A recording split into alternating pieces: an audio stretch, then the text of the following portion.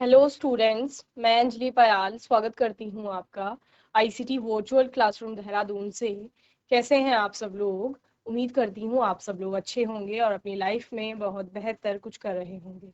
आज हम बात कर रहे हैं क्लास 10th के साइंस की। और जैसे कि आप लोग जानते हैं, प्रीवियस ईयर्स के क्वेश्चन पेपर हम लोग सॉल्व कर रहे थे। उसी श्रृंखला में मैंने आपको बोला था कि यहाँ पर क्योंकि हम 2018 तक के प्रश्नों को प्रश्न पत्रों को सॉल्व कर चुके हैं, यहाँ पर हल कर चुके हैं। तो अभी जो केमिस्ट्री के अंतर्गत, साइंस में आपका केमिस्ट्री के अंतर्गत जो भी चैप्टर बनते हैं उनको हम रिवाइज कर लेंगे, यानी उनके इम्पोर्टेंट टॉपिक्स पर हम लोग बात कर लेंगे, ठीक है ना। तो यहाँ पर पहला जो आपका चैप्टर था केमिकल रिएक्शंस एंड इक्वेशन, यानी रासायनिक अभिक्रियाएं एवं समीकरण, ठीक है ना।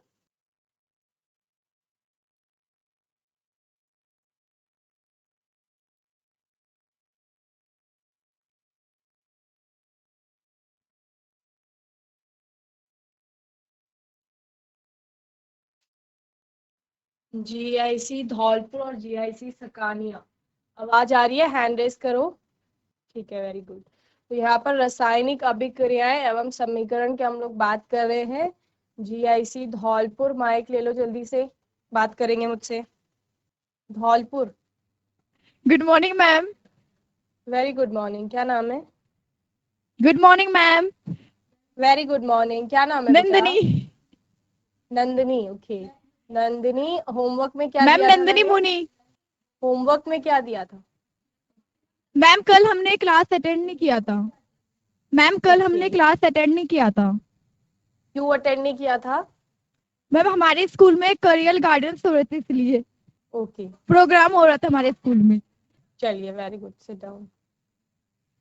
जितना पढ़ाया जा रहा है अभी तक वो समझ में आ रहा है ना आपको? जितने हम लोगों ने क्वेश्चन देखे, समझ आता है?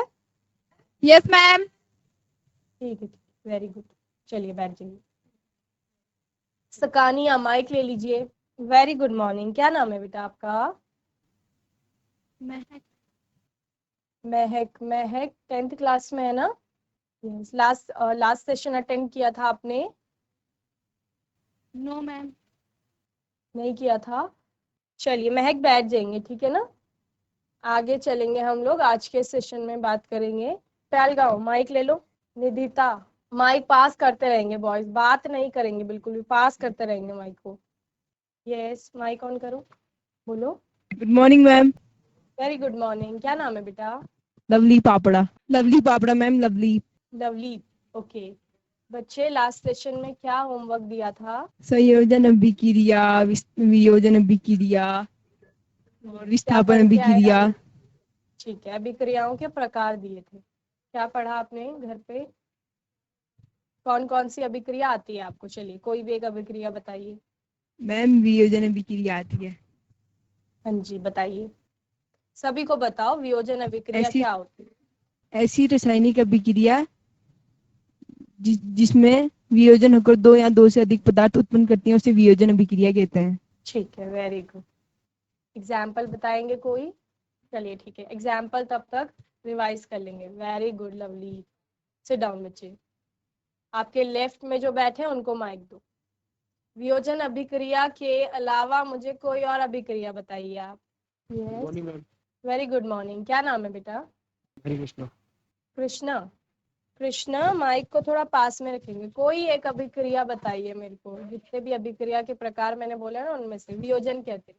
सामने देख के बोलिए, बोलो कोई भी अभिक्रिया बोलो। देखो, संयोजन अभिक्रिया पढ़ी थी हमने। संयोजन से क्या समझते हैं? संयोजन का शब्द अर्थ पढ़ता है ना हिंदी में, संयोजन का अर्थ क्या होता है बताओ? संयोजन को इंग्लिश में कहा जाता है जोड़ना, ठीक है। तो क्या जुड़ रहे होंगे?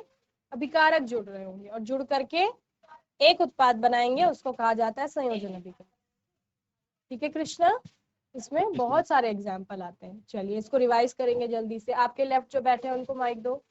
मुझे संयोजन और वियोजन अभिक्रिया के अलावा कोई और अभिक्रिया बताएंगे। Very good Krishna. Yes, good morning ma'am. Very good morning, क्या नाम है बेटा? अर्जुन छेत्री। अर्जुन। अर्जुन, बताइए कोई एक अभिक्रिया। जीआईसी धौलपुर, बातें नहीं करेंगे और जल्दी से सारी अभिक्रियाओं के प्रकारों को रिवाइज करेंगे।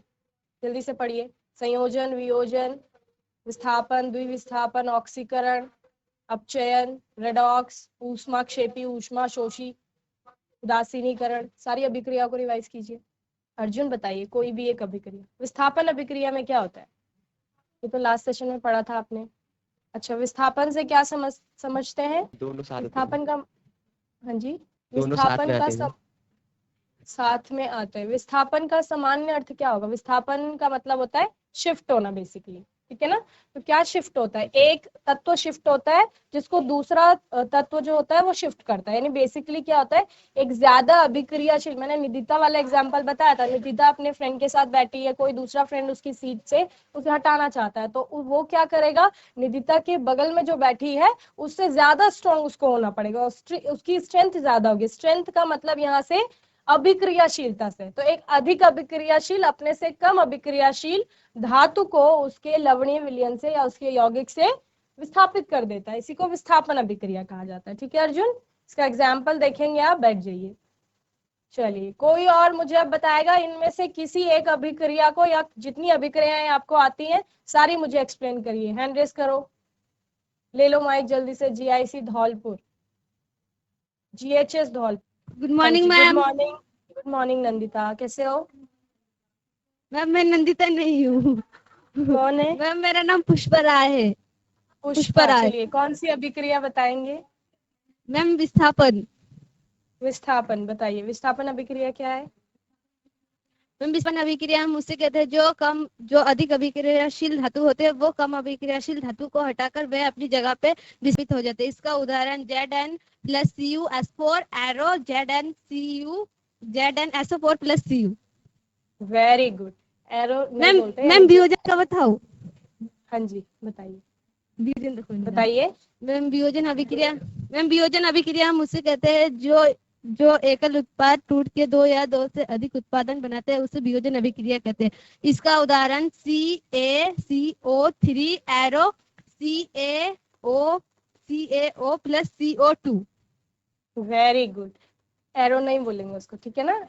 एरो होता है वो, यस उसका मैम। मतलब है गिव्स, वो आपको उत्पाद दे रहा है। और यस मैम। एकल उत्पाद नहीं, ओके एकल मैम। अभिकारक टूट करके दो या दो से जी। अधिक उत्पाद बनाएगा। जो लेफ्ट हैंड साइड में है वो अभिकारक है, और जो राइट हैंड साइड में है वो क्या है? उत्पाद है। यानी कि जो उस एरो के बाईं ओर लिखे गए हैं उनको अभिकारक यानी उत्पाद। कि रिएक्टेंट कहा जा रहा है। रिएक्टेंट अभिकारक जो बाईं ओर लिखे गए हैं, और जो दाईं ओर लिखे गए हैं उनको उत्पाद कहा जा रहा है। ठीक है, okay ma'am. Very good Pushpa, sit down बच्चे। Yes ma'am. Thank you ma'am. GIC पाबो, रासायनिक अभिक्रिया के प्रकार दिया था होमवर्क में, कौन सा पढ़ के आए हैं? माइक लीजिए जल्दी से। आ रही है पर हैंड रेज नहीं करेंगे। यस, जीएचएस धौलपुर, ले लो माइक, सेकंड रो में जो बैठे हैं। मैम मैं संयोजन अभिक्रिया बोलूंगी। बताइए। एक या एक से अधिक तत्व मिलकर नए एकल उत्पाद का निर्माण करते हैं, जैसे उदाहरण उसका Mg+O2 MgO। Very good. Thank you ma'am. यहाँ पर क्या हो रहा है, एक या एक से अधिक तत्व मिल रहा है, लेकिन तत्वों को नहीं बोलेंगे हम। क्या बोलेंगे? हम अभिकारक और उत्पाद की बात करेंगे। रासायनिक अभिक्रिया में किसकी बात करते हैं? या तो अभिकारक की बात करते हैं या उत्पाद की बात करते हैं। ठीक है, तो नंदिनी हम बोलेंगे दो या दो से अधिक अभिकारक जुड़ करके जो आपने बोला एकल उत्पाद का निर्माण करेंगे, तो वो क्या कहा जाएगा? संयोजन। संयोजन कंबाइन होना, कॉम्बिनेशन रिएक्शन, नाम से ही समझ आ रहा है। संयोजन का मतलब जुड़ना, और जुड़ करके एक चीज बन रही है, ये क्या है? Combination reaction.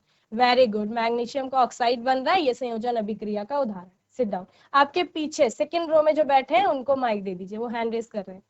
Good morning. Good morning. Good क्या मॉर्निंग नाम मैम। है? नंदिता।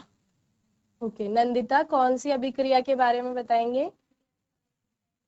द्विविस्थापन अभिक्रिया। वेरी गुड, बताइए। वह अभिक्रिया जिसमें आयनों का आदान प्रदान होता है द्विविस्थापन अभिक्रिया कहलाता है। इसका example BaCl2 + NaSO4 arrow BaSO4 + NaCl। Very good. तो यहाँ पर क्या होता है आपका, उनके बीच में जब आप किसकी बात कर रहे हैं? BaCl2 और Na2SO4 की बात कर रहे हैं, उनके बीच में अपने आयन का एक्सचेंज हो रहा है। तो आयन के एक्सचेंज के द्विविस्थापन, विस्थापन होगा 2 बार होगा, लेकिन 2 बार कैसे होगा? आयनों के एक्सचेंज से होगा। दोनों जो आपके अभिकारक है वो अपने आयनों को एक दूसरे को दे देंगे या आदान प्रदान करेंगे और उससे आपके नए कंपाउंड फॉर्म होंगे। इसी को द्विविस्थापन अभिक्रिया कहा जाता है। और किसी को आंसर करना है? GIC सकानिया और GHS धौलपुर, हैंड रेस कर लीजिए, फिर आगे चलते हैं। कुछ और बताना है किसी को? चलिए, तो यहाँ पर जो ये चैप्टर है इसको क्विकली हम लोग इसका रिवीजन लेंगे। केमिकल रिएक्शन होती क्या है? केमिकल चेंज की हम लोग बेसिकली बात करते हैं। एक परिवर्तन हो रहा होता है और रासायनिक परिवर्तन। परिवर्तन को 2 तरह से पढ़ा था, एक भौतिक परिवर्तन, दूसरा आपका रासायनिक परिवर्तन। रासायनिक परिवर्तन बात करता है रासायनिक गुणों में परिवर्तन की, ठीक है ना? यानी कि आपका एक नया पदार्थ बनेगा और जब भी नया पदार्थ बनेगा, न्यू सब्सटेंस फॉर्म होगा, दैट मीन्स वहां पर कोई ना कोई चेंज हो रहा है और वो चेंज कैसा है? केमिकल चेंज है। इसी को रासायनिक अभिक्रिया कहा जाता है। रासायनिक अभिक्रिया को बेसिकली आप जब फिजिकल एंड केमिकल चेंज की बात कर रहे हैं, रासायनिक अभिक्रिया को लिखने का एक नियम होता है जिसमें आप क्या कहते हैं कि हम शब्द समीकरण के थ्रू उसको रिप्रेजेंट करते हैं। जब आप क्या करेंगे? रासायनिक नाम के थ्रू अभिक्रिया को बताएंगे। जहां पर आप अभिकारकों के नाम लिखेंगे, अगर 2 अभिकारक है तो उनको आप प्लस के साइन से बताते हैं। यही करते हैं ना? बोलो, रासायनिक अभिक्रिया लिखते हैं। जैसे आपने क्या बोला? Mg+O2, तो प्लस यानी जोड़ का जो आपका चिन्ह होता है उससे आप 2 अभिकार को अलग करते हैं। सेम वही उत्पाद में भी अगर एक से अधिक उत्पाद आ रहे हैं तो उनको धन के चिन्ह से अलग किया जाता है। बीच में एरो, जिसे बार बार पुष्पा कह रही थी, एरो का मतलब क्या होता है कि प्रोसेस आगे बढ़ रही है, ठीक है ना? वो रासायनिक अभिक्रिया आगे बढ़ रही है और उसके बाद आपका उत्पाद मिल रहा है, ठीक है?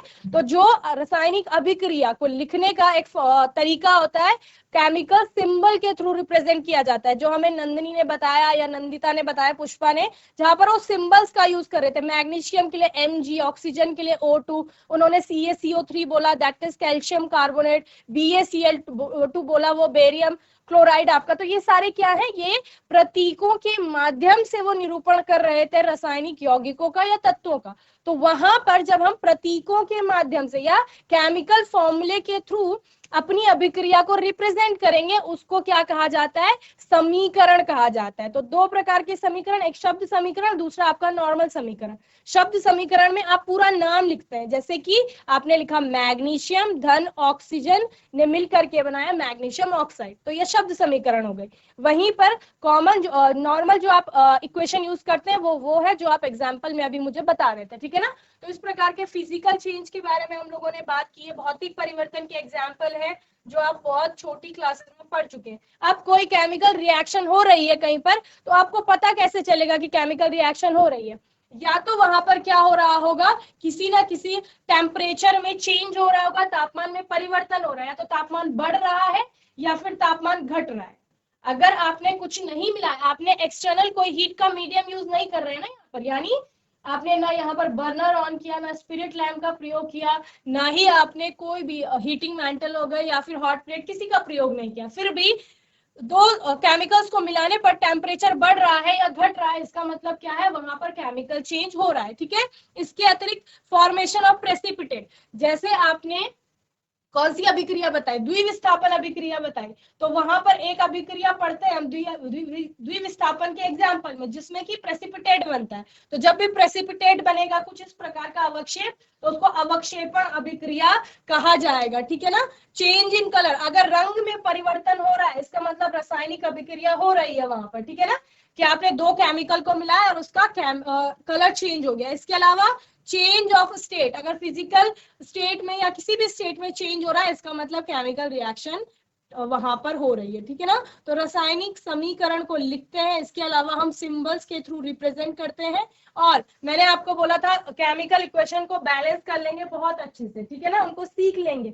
सबसे पहले आपको कोई इक्वेशन दी जाएगी, स्टेप 1 में क्या करना है? Write the number of atom of elements present in reactants and in product in table as shown here. Okay, आपको क्या करना है? जो भी परमाणु है उसका नाम लिखना है, number of atom in reactant यानी अभिकारक में उसकी कुल कितनी संख्या है वो लिखनी है एक साइड, और दूसरी साइड क्या लिखनी है कि उत्पाद में उसकी क्या संख्या। समझ रहे हो ना? अभिकारक में क्या संख्या, यानी बाईं और कितनी संख्या है उसके परमाणुओं की, और दाईं और उसके परमाणुओं की कितनी संख्या। ये टेबल में आप लिख लेते हैं, जैसे आयन है आपका Fe, तो बाईं ओर एक ही Fe, ठीक है ना, और दाईं ओर कितने हैं, 3 है, तो वो आपने लिख लिया। इसके अलावा हाइड्रोजन, हाइड्रोजन बाईं ओर 2 है और दाईं ओर भी कितने हैं, 2 है, ठीक है, ये आपने लिख लिया। ऑक्सीजन बाईं ओर आपका एक ही है और दाईं ओर कितने हो रहे हैं, यहाँ पर 4 हो रहे हैं, तो ये आपने लिख लिया। अब नेक्स्ट स्टेप में आप क्या करते हैं, balance the atom which is the maximum in number on either side of chemical equation.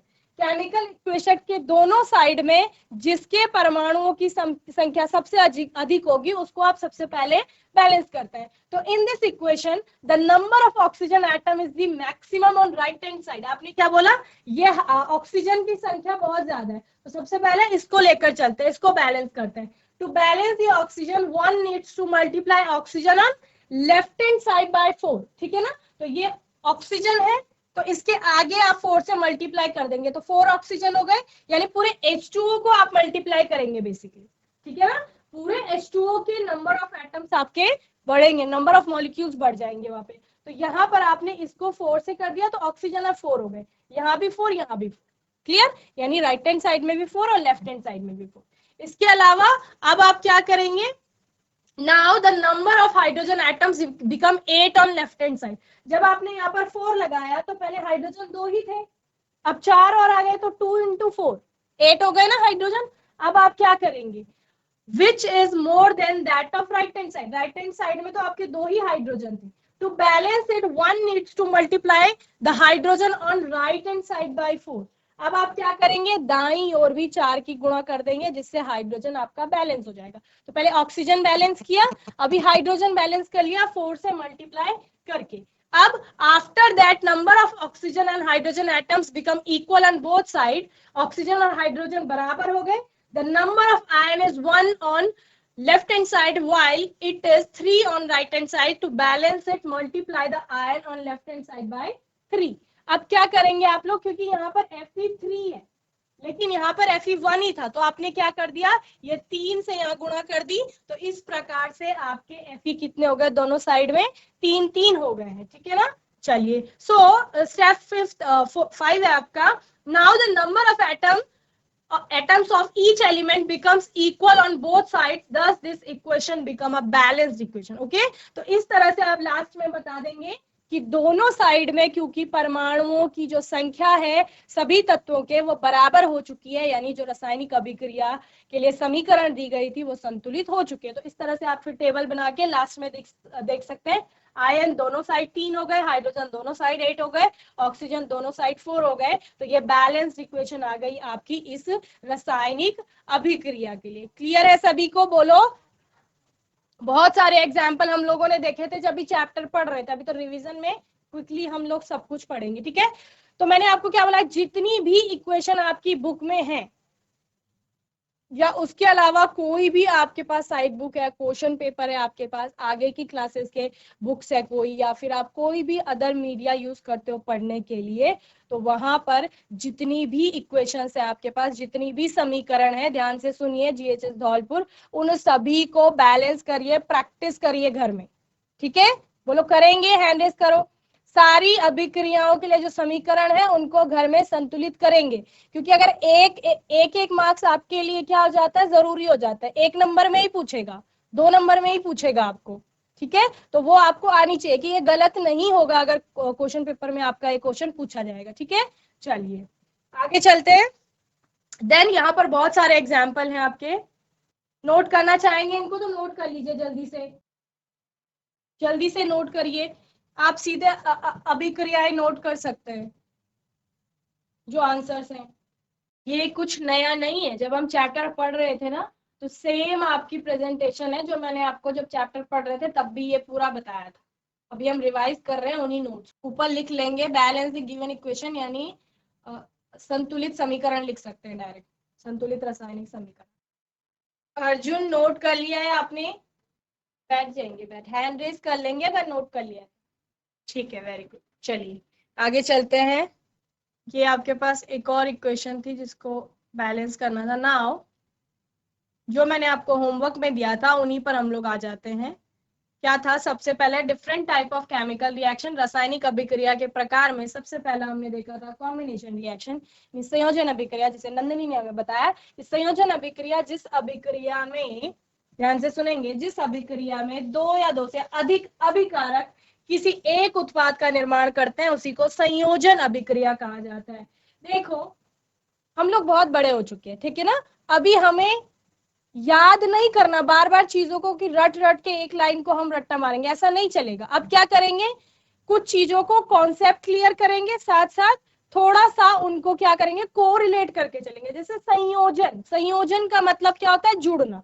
तो जुड़ रहे होंगे अभिकारक, और जुड़ करके बस इतना ध्यान रखना है कि एकल उत्पाद बनेगा, एक उत्पाद मिलेगा आपको, यानी राइट हैंड साइड में जो दाईं ओर लिखा जाएगा वो एक ही उत्पाद होगा, एक ही आपका कंपाउंड होगा, इसका मतलब वो संयोजन अभिक्रिया का आपका एग्जाम्पल हो जाएगा, ठीक है ना। तो संयोजन अभिक्रिया जिसमें दो, कम से कम तो दो चीजें होंगी जो जुड़ रही होंगी, या उससे अधिक भी हो सकती हैं। दो या दो से अधिक का मतलब ही यही होता है कि कम से कम दो चीजें होंगी, दो अभिकारक होंगी, उससे अधिक भी हो सकते हैं, किसी में सपोज 3 है, किसी में 4 है, लेकिन बनेगा एकल उत्पाद, एक ही उत्पाद बन रहा होगा, तो उसको संयोजन अभिक्रिया कहा जाएगा। जैसे कि यहाँ पर सोडियम और क्लोरीन मिलकर के आपका सोडियम क्लोराइड बना रहे हैं, तो ये क्या हो गया, ये संयोजन अभिक्रिया का एग्जाम्पल हो गया।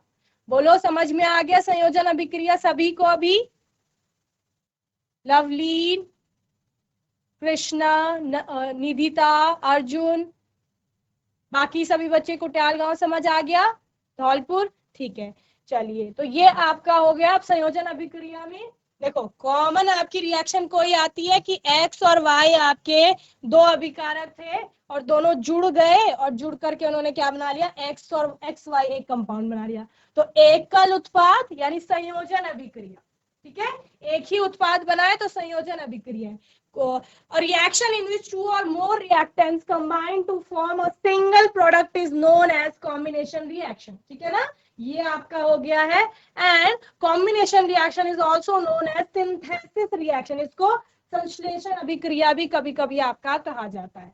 चलिए नेक्स्ट, यहाँ पर उदाहरण भी आपका दिया गया है, जैसे कैल्शियम ऑक्साइड और वाटर की रिएक्शन होती है आपकी, तो कैल्शियम हाइड्रोक्साइड बनता है, ओके।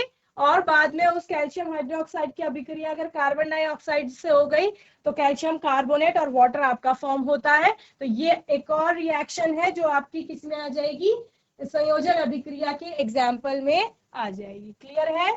नेक्स्ट है आपका डिकम्पोजिशन रिएक्शन, जिसे आपका वियोजन अभिक्रिया कहा जाता है। तो जब कोई पदार्थ, वियोजन अभिक्रिया में क्या होता है पुष्पा, जब कोई पदार्थ किसी अभिक्रिया के बाद दो या दो के अधिक उत्पाद में टूटता है, आपके पास एक अभिकारक होगा, एक अभिकारक है ना, जिसे आप एरो बोल रहे थे, उस एरो के लेफ्ट में एक ही अभिकारक है, और वो अभिकारक टूट करके दो या उससे अधिक उत्पाद बनाएगा, इसको वियोजन कहा जाएगा। देखो ध्यान से सुनो मेरी बात, कुटियाल गांव और धौलपुर सकानिया ध्यान से सुनेंगे।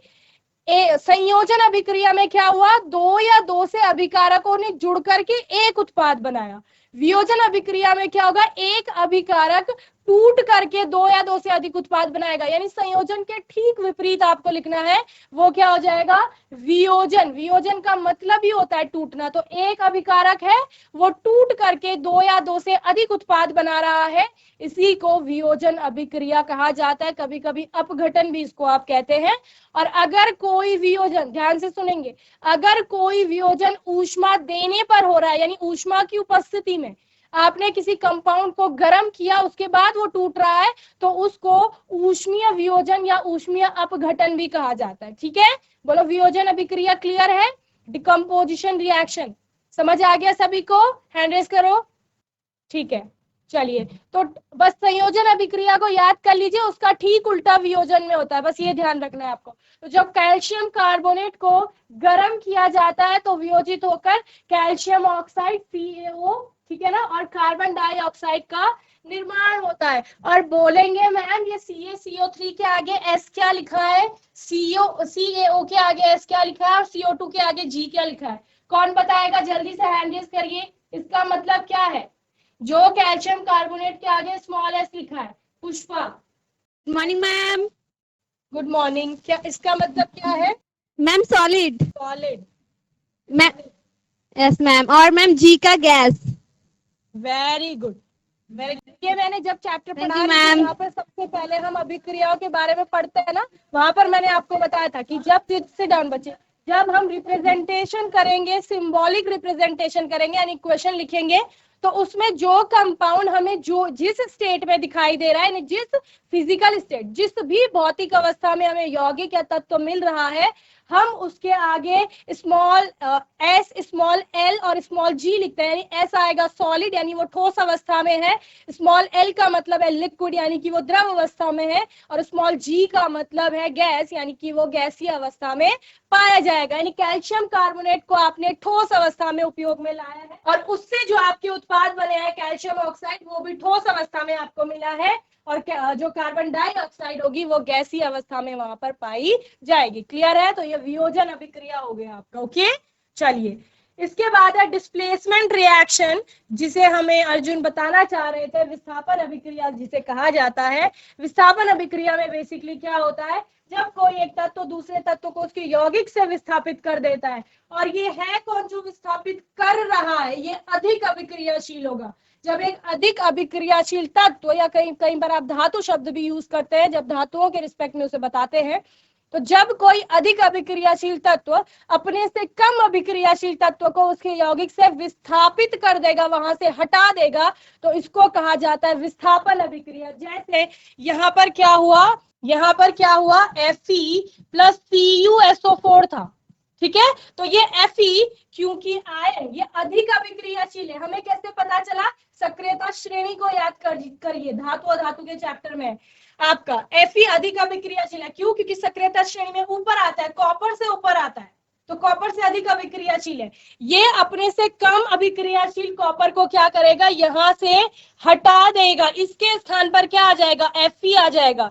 FeSO4 और Cu आपकी अलग हो गई। बस यही क्या है, विस्थापन अभिक्रिया है। ये नंदिता थी, इसके बगल में एक उसकी फ्रेंड बैठी थी, दूसरा फ्रेंड यहां से इसको हटाना चाहता था, तो क्यों कैसे हटा पाया, क्योंकि ये इससे अधिक स्ट्रांग है, उसकी स्ट्रेंथ ज्यादा थी, तो उसने उसको हटा दिया। और यहाँ पर स्ट्रेंथ या स्ट्रांग होने से तात्पर्य है अधिक अभिक्रियाशील होना, क्योंकि हम तत्वों और यौगिकों के रिस्पेक्ट में इसे पढ़ रहे हैं, तो हम अभिक्रियाशीलता की बात करेंगे। बोलो, विस्थापन अभिक्रिया क्लियर है सभी को, समझ आ गया?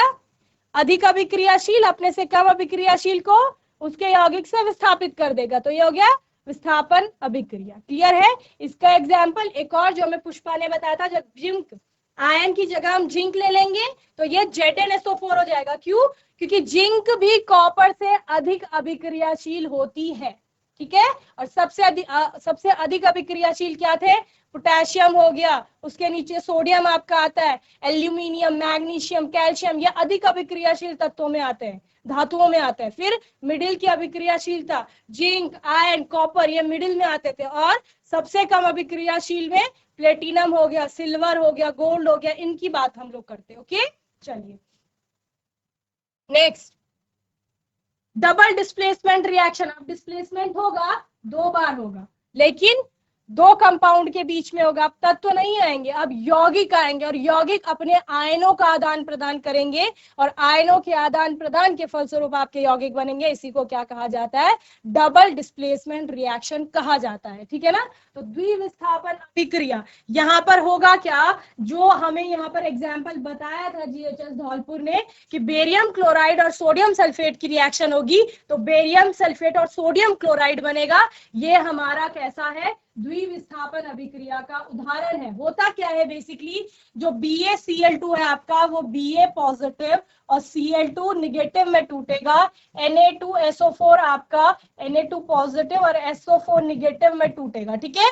बेसिकली ये पॉजिटिव निगेटिव पॉजिटिव निगेटिव, अब ये अपने आयनों का आदान प्रदान करेंगे। होगा क्या, आपको पता है विपरीत आवेशित आयन एक दूसरे से जुड़ते हैं, यानी धनायन जो होगा वो ऋणायन से जुड़ेगा। ये ऑलरेडी धनायन था, ये ऋणायन से जुड़ा हुआ है, लेकिन ये दोनों कंपाउंड अपने आयंस का एक्सचेंज करेंगे, यानी ये वाला जो निगेटिव है ये इस पॉजिटिव से जुड़ेगा, और ये वाला निगेटिव इस पॉजिटिव से जुड़ेगा। यानी Ba जो है वो SO4 के साथ चला गया और बेरियम का सल्फेट बन गया, वहीं जो Na था वो Cl के साथ चला गया और उसने NaCl बना लिया, ठीक है।